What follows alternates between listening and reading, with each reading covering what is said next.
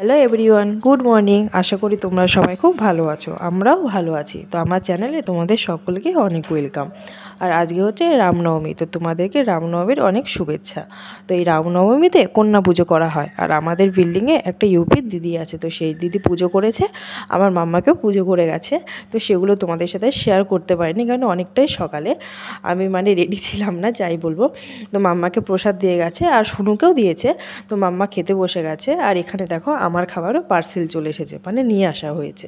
তো আমাদের মন্দিরে কিন্তু এই পুজো উপলক্ষে সব পুরো ফ্যামিলিকে খাওয়ানো হয়েছে।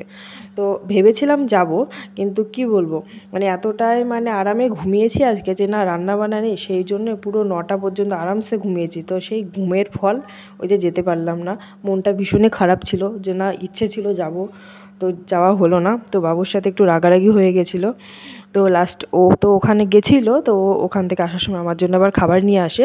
আমাদের এখানে শুধু আমার জন্য না, যারা যেতে পারে না প্রত্যেকেই খাবার পার্সেল পাঠানো হয়, গেলেই দিয়ে দেয় ওরা, নিয়ে আসতেই বলে। তো দেখো অনেকগুলো মেনু করা হয়েছে, তবে অনেক কিছু আবার আনতেও পারিনি, কেননা অত বার্তা নেই। আর পায়েস হয়েছে, পায়েস তো হয়ই, এখানকার পায়েসটা খুবই টেস্টি হয়, আমার খুব ফেভারিট, আমি খুব ভালোবাসি খেতে। আর লুচি করা হয়েছে, আর ফ্রাইড রাইস করা হয়েছে, ডাল করেছে, আর একটা মিক্স সবজি করেছে। তো এখানে দেখো আমার খাবারটা রেখে আমি জল আনতে গেছি, তো এরা তিনজনে মিলে শুরু করে দিয়েছে খেতে।